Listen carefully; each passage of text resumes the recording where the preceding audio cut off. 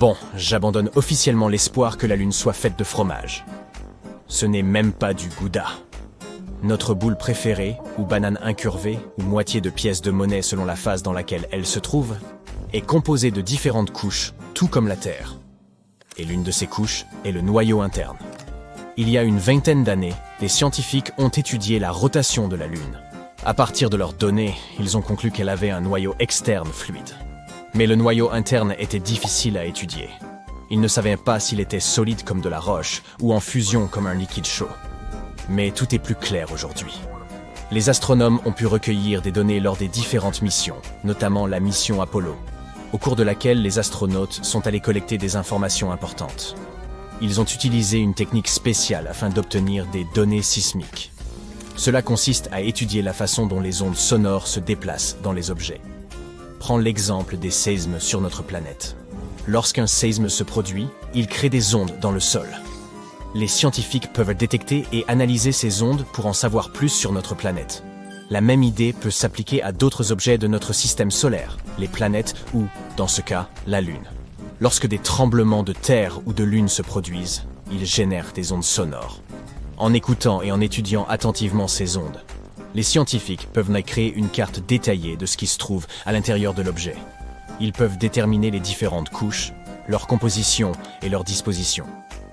Pour examiner l'intérieur de la Lune, nous avons aussi utilisé ce qu'on appelle la télémétrie laser. Cette méthode permet de mesurer la distance entre la surface de la Terre et celle de la Lune. Et il s'est avéré que le noyau interne de notre satellite est une boule de fer dense et solide, tout comme celui de la Terre. Elle mesure environ 500 km de large, soit près de 15% de la taille de la Lune.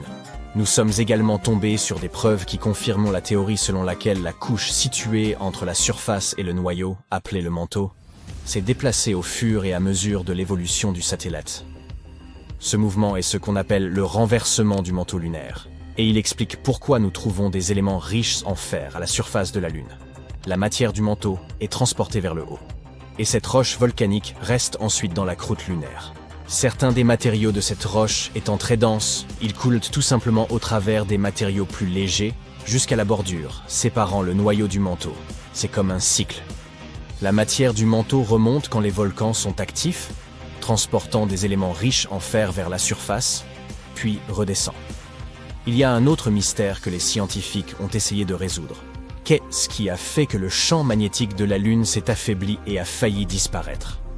Maintenant que nous avons découvert le noyau de fer et le renversement du manteau, nous allons pouvoir obtenir quelques réponses sur le champ magnétique de la Lune. Savoir à quoi ressemble le noyau interne peut nous aider à mieux comprendre l'histoire de la Lune, ainsi que celle de l'ensemble de notre système solaire. Selon l'une des théories largement acceptées sur l'origine de la Lune, il y aurait eu une collision massive entre la Terre à ses débuts et un objet mystérieux de notre système solaire. C'est ce qu'on appelle la théorie du grand impact. Cette collision aurait été si puissante qu'elle aurait arraché un gros morceau de la Terre, alors encore en fusion. Si tu mets une pièce de 5 centimes américains à côté d'un petit pois vert, tu auras une bonne idée de la taille de notre planète par rapport à celle de la Lune. Ce morceau a ensuite été lancé en orbite autour de notre planète. Et cela se serait produit environ 95 millions d'années après la formation de notre système solaire.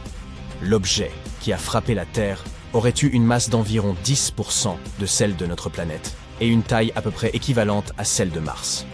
Et oui, la Terre et la Lune ont des compositions similaires, après tout. Bien sûr, il existe d'autres théories sur la formation de la Lune. Selon l'une d'elles, ce serait la force gravitationnelle de notre planète qui l'aurait capturée. Cela signifie que la Lune ne faisait que passer par là lorsque, soudainement, elle a été attirée dans l'orbite de la Terre. Il existe même une hypothèse selon laquelle la Terre aurait volé la Lune à Vénus. Si c'est vrai, la Lune n'a pas à se plaindre. La vue est bien meilleure d'ici. Alors oui, la Lune et la Terre sont similaires en ce qui concerne les roches et certains minéraux. Mais la Lune n'a pas la même atmosphère que notre planète. Son atmosphère est fine et se compose de gaz bizarres, du potassium et du sodium par exemple. Ce qui est tout à fait différent des atmosphères de Mars, de Vénus ou de la Terre. Et il n'y a pas d'eau dans les roches lunaires. Mais cela ne veut pas dire qu'il n'y a pas d'eau du tout. Au XVIIe siècle, des astronomes ont vu de grandes taches sombres à la surface de la Lune. L'un de ces astronomes, Michael van Langeren, pensait que ces taches ressemblaient à des océans. Il les a donc appelées Maria, ce qui signifie « mer » en latin. D'autres astronomes ont également dressé des cartes de la Lune et ont aussi utilisé le terme de Maria pour décrire ces taches sombres. Par exemple, Mare Tranquillitatis se traduit par « mer de la tranquillité ». C'est là qu'Apollo 11 s'est posé. Mais il s'avère que ces taches sombres ne sont pas du tout des océans. Ce sont des plaines de lave durcies remontées à la surface il y a longtemps. Des éruptions volcaniques auraient laissé derrière elles ces zones lisses et plates qu'on appelle plaines de basalte. À la fin du 19e siècle, un observateur, William Pickering, a examiné la Lune et découvert qu'elle n'avait pas d'atmosphère. Sans atmosphère, il n'y a pas de nuages ni d'air pour empêcher l'eau de s'évaporer. Les scientifiques pensaient donc que s'il y avait eu de l'eau sur la Lune, elle aurait disparu tout de suite. Ils pensaient que la Lune était totalement sèche. Mais en 1961, un physicien, Kenneth Watson, a eu une idée différente. Il fait nuit dehors, presque 2 heures du matin. Tu sors regarder le ciel, et voici la Lune, brillante et pleine. Tu penses peut-être en savoir beaucoup sur le satellite naturel de la Terre, mais laisse-moi te poser la question suivante. Comment s'est-elle formée? La réponse est que personne ne le sait. Mais bien sûr, il existe quelques théories. La plus répandue, appelée hypothèse de l'impact géant, affirme que la Lune se serait formée lors d'une collision entre la Terre et une autre planète. Cette planète devait être plus petite que la nôtre, approximativement de la taille de Mars. La collision elle-même se serait probablement produite il y a environ 4,5 milliards d'années. Une autre théorie, dite de la capture, avance que la Lune était un astéroïde ou un autre corps errant. Elle se serait formée quelque part dans le système solaire et en passant près de la Terre, aurait été happée par la gravité de notre planète. Sauf qu'il y a un hic. Notre planète et la Lune présentent des similitudes isotopiques et chimiques remarquables. Elles doivent donc avoir une histoire commune, ce qui signifie que la Lune n'a pas pu être créée ailleurs. D'autres experts pensent qu'à un moment donné de son lointain passé, la Terre tournait si vite qu'une partie de sa matière se serait détachée. Elle se serait rapidement mise en orbite autour de notre planète et c'est ainsi que la Lune serait apparue dans le ciel. Mais là encore, il y a un problème. Dans ce cas, le type de minéraux présents sur la Lune ainsi que leurs proportions devraient être les mêmes que sur Terre. Or, il existe de légères différences. La Lune est riche en matériaux qui se seraient formés très rapidement à haute température. Il existe une autre théorie, sans doute la moins passionnante. Elle prétend que le satellite naturel de la Terre pourrait être tout simplement apparu en même temps que la Terre lors de sa formation. Mais aujourd'hui, une question plus pressante préoccupe les astronomes. La Lune est-elle vraiment le satellite de la Terre, ou s'agit-il de 2 planètes jumelles? La Lune est de taille conséquente par rapport à notre planète. Elle représente environ un quart de la taille de la Terre. C'est pourquoi certains experts qualifient notre système planétaire de planète double. Mais à quel point est-ce exact? Pour le savoir, il faut d'abord définir le mot « planète ». Selon l'Union astronomique internationale, une planète est un corps spatial en orbite autour d'une étoile. Suffisamment massif pour avoir une forme presque ronde grâce à sa gravité et qui a dégagé la région autour de sa propre orbite. Maintenant, qu'est-ce qu'un satellite? Il s'agit d'un corps spatial en orbite autour d'un corps plus grand. Si nous prenons le système Terre-Lune, son centre de gravité appelé le barycentre se trouve à l'intérieur de la Terre. C'est pourquoi, à l'heure actuelle, nous ne pouvons pas vraiment dire que nous vivons dans un système de planètes doubles. D'après cette définition, la Lune est donc le satellite de notre planète.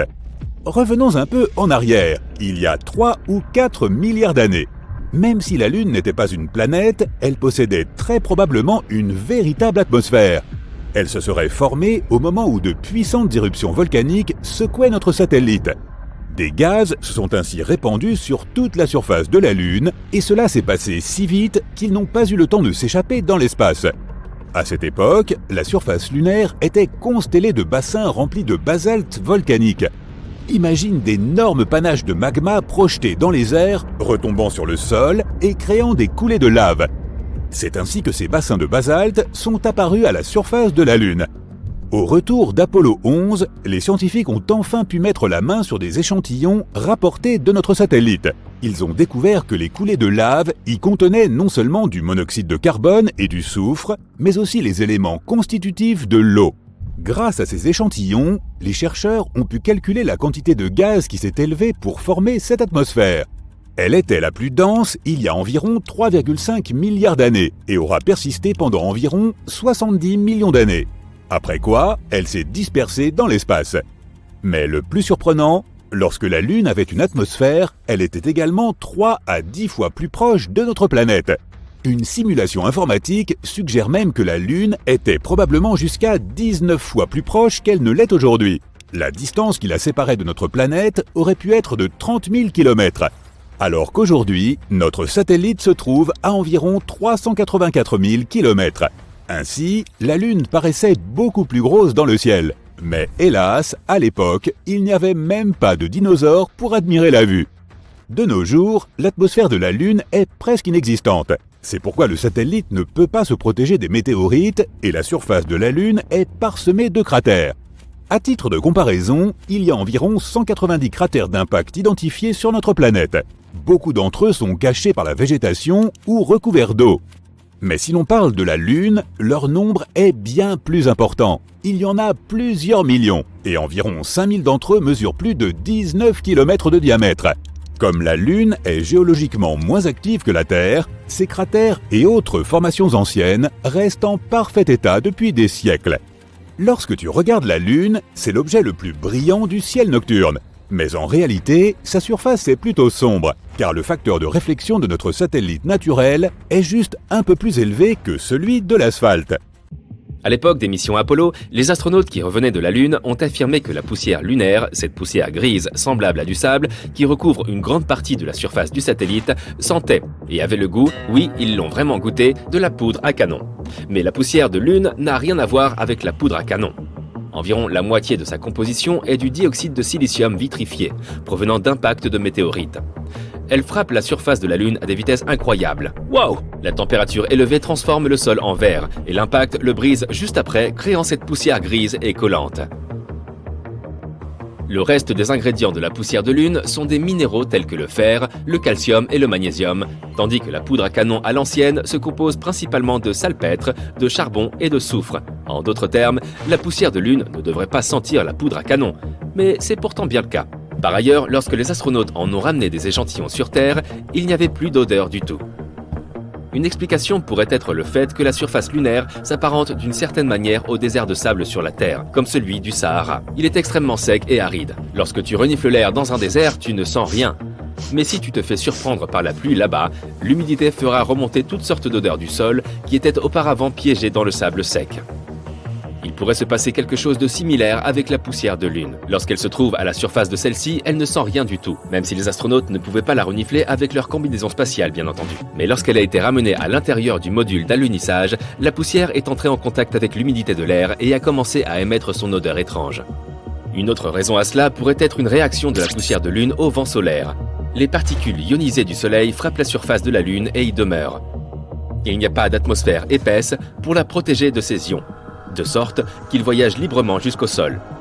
Ils sont très légers et peuvent donc s'envoler au moindre impact. Ainsi, lorsque les astronautes ont apporté ces échantillons de poussière de Lune à bord du module d'alunissage, les particules ont pu commencer à se déplacer et à dégager cette odeur spécifique. Cela pourrait aussi expliquer pourquoi ces échantillons n'ont pas gardé leur odeur lorsqu'ils ont été ramenés sur Terre. Comme ces particules sont si légères, elles ont pu s'échapper des échantillons dès qu'ils ont été ramenés à bord du module, et lorsqu'ils ont été placés dans des récipients hermétiques, il ne restait que peu ou pas d'ions sur eux. Une autre explication est que ces récipients hermétiques n'étaient pas si hermétiques que ça après tout.